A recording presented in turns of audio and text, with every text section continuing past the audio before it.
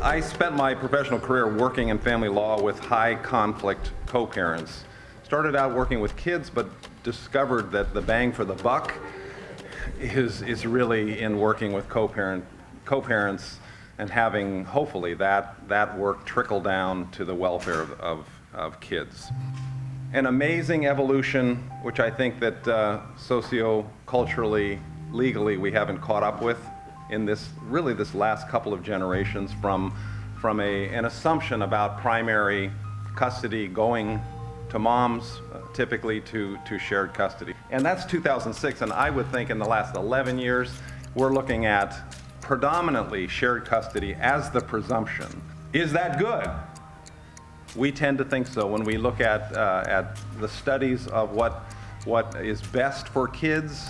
A shared custody model where you have adequate parents, which is a big assumption, who therefore kids benefit from meaningful involvement. Remember, shared custody is roughly 35% or more.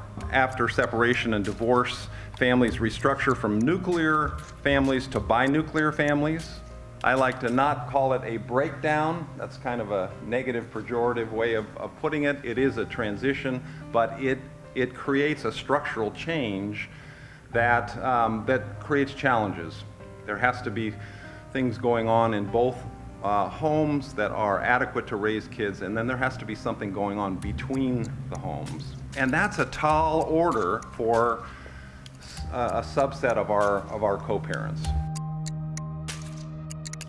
This is actually a great study from back in the 90s in my county, where they looked at every case. It's not a sample, it's not representative, it's every case that came through during a particular period. And a very good thing that happened in a very innovative way in the jurisdiction that I work in the 80s, is that we had a justice who created a rule of court in California that mediation was mandatory back in the 80s, before you could step foot in court. And then the infrastructure was built to really discourage the litigative processes in the courts and to really shunt these parents in the creation of their parenting plans, because that's what they turn to the courts when they can't accomplish that on their own, to do that in a more collaborative and less adversarial way. 50% never see the light of day of court. They just file their papers. Another 29% settle without even being in a mediation process. So they may file some papers that suggest there's some dispute, but very quickly they get to agreement. So already 80% are not even involved in the court process back then. 11% settle with mediation. We're already at the 90% level here. And now we move into the more litigative processes.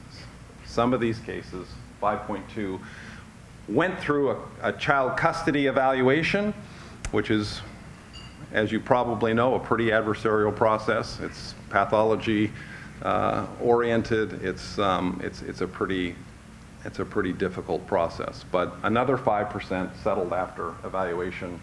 2.2% settled during trial, and actually only 1.5 back then, and I think it's even less now, amazingly, are adjudicated and ruled on by a judge. So the whole notion that the civil litigation structure is what the family court should be focused on in terms of resources is pretty absurd. That's the good news. The bad news is that the high conflict subpopulation utilizes the most adversarial processes in the court.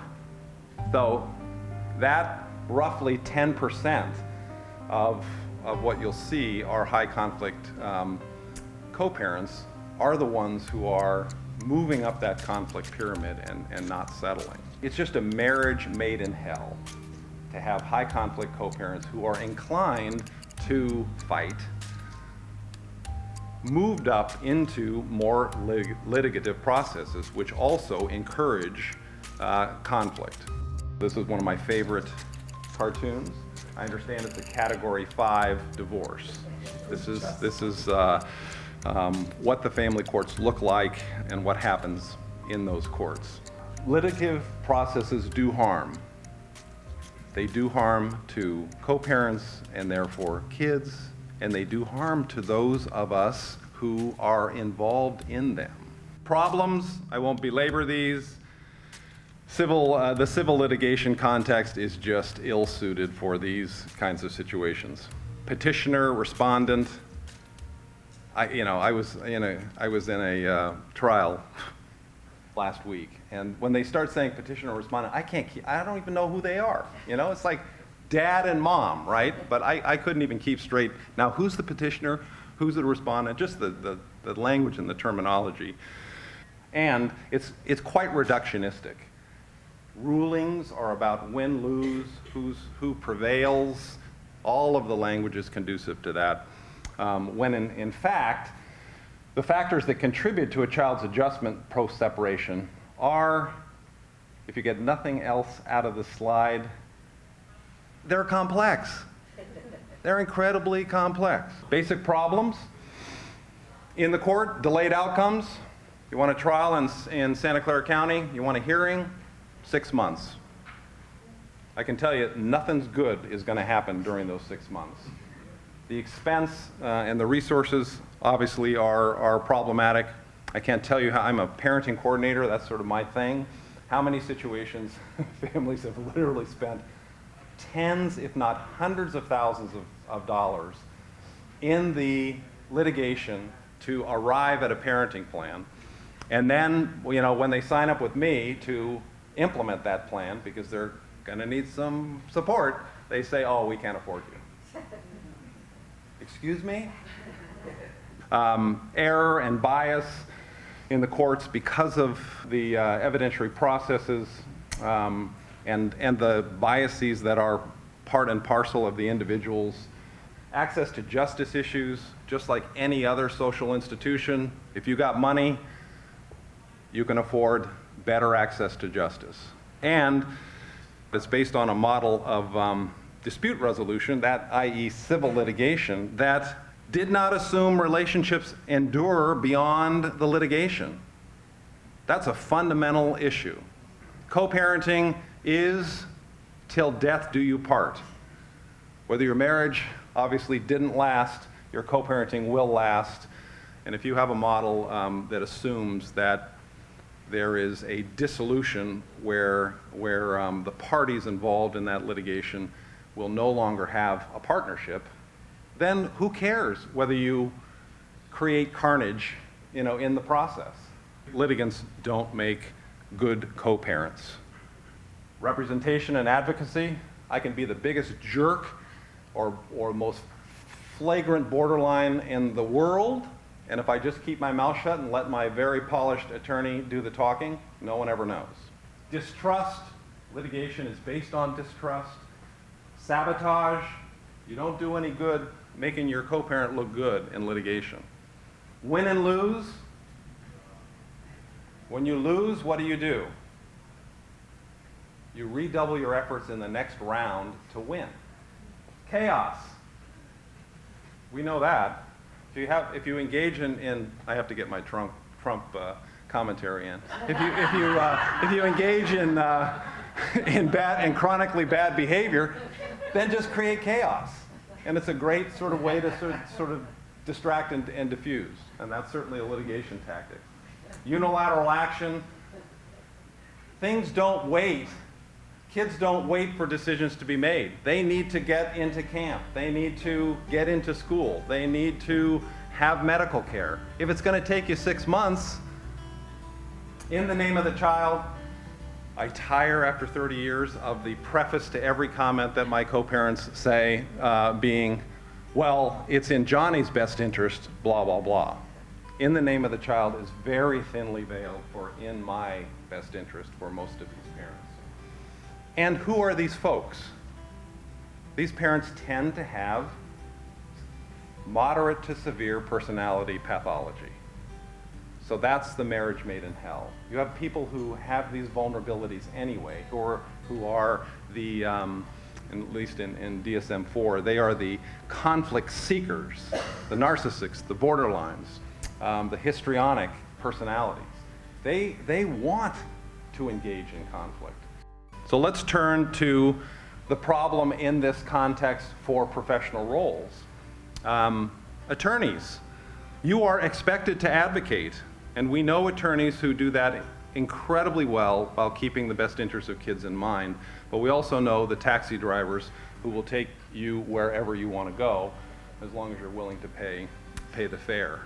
The other thing is that the attorneys are the gatekeepers in the system. Assuming that you are thinking about separation and divorce, typically the first place you go is to an attorney. Even if you don't have them represent you, you're going to get some advice and consultation. If they are more adversarial, if they listen to your narrative and go with that as the truth of the matter, which is incredibly problematic, they're going to set you on a course that gains momentum and makes it much tougher to sort of shift into a collaborative mode. Judges, assignments on the family bench. Our judges come from where? They are elected. They come from prosecutorial backgrounds, typically, or public defender backgrounds. Not family law. It's a rare egg who comes to the bench. So they have no experience except the litigative experience. And then our judges rotate every 3 years. So we always say, we get them new, we train them for the next 3 years, off they go with smiles on their face, and then we get a new batch who don't know anything, and they're just like, oh my God, the crush of the intensity and gravity of these cases. And then there's mental health professionals. We are often quite harmful to these situations. Having opinions about, even being asked to have an opinion about custody is the kiss of death for your ongoing working relationship with somebody in the family, right? So something has to be restructured. Mental health professionals need much more specialized training if they're going to do work in the courts as opposed to in the community. Legal processes impact treatment. They impact the client's attitudes, motivations, and behaviors. Mental health professionals have an impact on the legal process. Judges, if they can, would love to talk to a child therapist. That's the most reliable and sought after information in a situation where there's often no information except the he said, she said. Let me talk to the child therapist. So there's a tremendous pull that is problematic. So co-parenting, and then why parenting coordination and what we're trying to do in parenting coordination makes sense. There are two factors that are relevant. One is the level of engagement that the co-parents have, and one is the level of conflict that they have when they engage. So, high levels of engagement, high levels of conflict, that's these guys, the 15% who we see. We don't see the rest of these folks typically. High level of engagement and low level of conflict, i.e. cooperation, collaboration, those are the cooperative quadrant. We definitely don't see them in our profession. They're amazing. They sit at soccer matches together, talk about Johnny, smile at each other, right? But we don't see them in our offices or the court. And then there's this interesting, most prevalent co-parenting model, which is the parallel model. And that is characterized by a low level of engagement and therefore a low level of conflict. Why is that? Exactly, there's no contact. You can't get into conflict if you don't have engagement. Interesting concept. What did I do for the first 10 years of my practice? These are the guys who I got, right, in my office. Where did I want to get them? Oh yeah, that's what I did all my graduate training trying to do. I want good outcomes, good results. What happened? I engaged them. What did they do? They made me feel like I didn't know what the hell I was doing. I brought out all of my skills, and all they did was continue to fight. No, we want to get them here. We want to get them here because actually outcomes for kids in this quadrant are as good as in this quadrant. Because conflict is the toxic factor. As long as, we'll talk about the parallel model, as long as there's adequate co-parenting, and we'll define what that is, kids do just as well because the parents are not fighting. That's what I do now. And that's what parenting coordination is all about. De-escalation is by not allowing them to engage in a way that keeps the fires burning of conflict. And then you're starting, to find a different way to resolve disputes through a process of mediation. Will work for some will need some delegation of judicial authority, i.e. a parenting coordinator. But disengagement, keeping communication incredibly disengaged. My co-parents that I work with in parenting coordination, the only way that they engage with each other are two ways: email and in my office. They don't see each other at transitions. They don't talk on the phone. Nothing. I am totally disengaging them. Parenting plans that are incredibly specific, so they don't have a lot of business to do, are very important.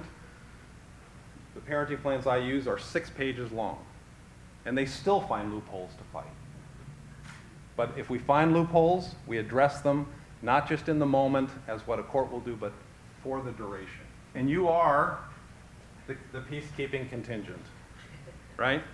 These folks, if they're allowed to, will engage in conflict. So I am actively keeping them from engaging. So even if you have email as the only means of communicating, what do these guys do?